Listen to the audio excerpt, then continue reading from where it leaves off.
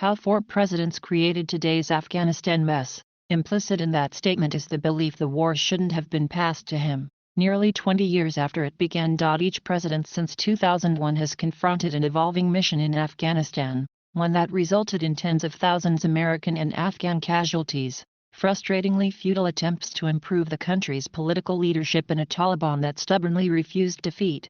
Biden has explained his decision to withdraw U.S. troops as a necessary choice for a war whose purpose had become blurred, adding that it was set in motion by a deal with the Taliban made by President Donald Trump.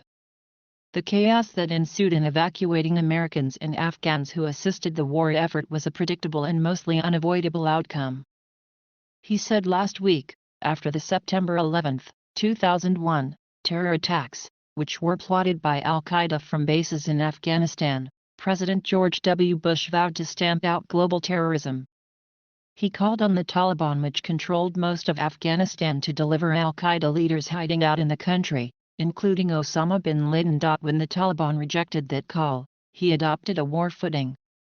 Congress authorized U.S. forces to go after those responsible for 9/11 on September 18, though lawmakers have never explicitly voted to declare war on Afghanistan.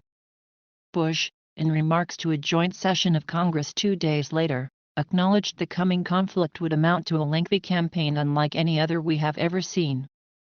Still, even Bush couldn't have predicted just how lengthy the war would become. On October 7, 2001, the U.S. military officially launched Operation Enduring Freedom, with support from the United Kingdom. Entering the White House in 2009, President Barack Obama faced a decision on a war he inherited from Bush. Top generals recommended a surge in troop levels to weaken the Taliban, which was staging attacks at a heightened clip. After a grueling internal debate, during which then Vice President Biden made his opposition to the surge known, Obama ultimately began deploying tens of thousands more troops to Afghanistan. At the same time, he committed to a withdrawal timetable that would begin pulling troops back out by 2011 and insisted on standards in measuring progress in fighting the Taliban in al-Qaeda. Obama said in a televised address that the additional U.S. troops would help create the conditions for the United States to transfer responsibility to the Afghans.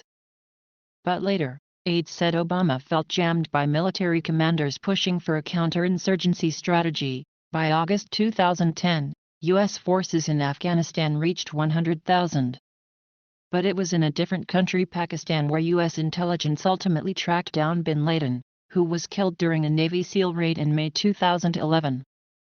Shortly afterward, Obama announced he would begin bringing U.S. troops home with the goal of handing off security responsibilities to the Afghans by 2014. Obama announced the end of major combat operations on December 31, 2014. With the U.S. shifting to a mission of training and assisting Afghan security forces. Further troop declines put the U.S. on track for a full withdrawal by the time Obama left office. But a year later, as his tenure was nearing an end, Obama determined the fragile security situation in the country meant the full withdrawal he'd hoped for wasn't feasible. As a candidate, Trump vowed to bring American troops home from Afghanistan.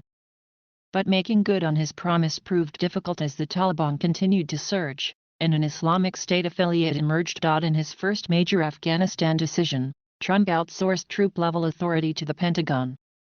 His team was divided along ideological lines, between his military advisors who advocated a continued presence and more staunch nationalists who opposed foreign interventions. Eventually, Trump admitted in an August 2017 speech that though his instinct had been to withdraw all U.S. troops, conditions made it impossible.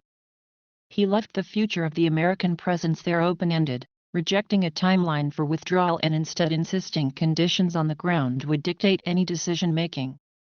A year later, Trump tasked Zalmay Khalilzad, a seasoned Afghan-American diplomat, with leading negotiations with the Taliban meant to bring the war to an end.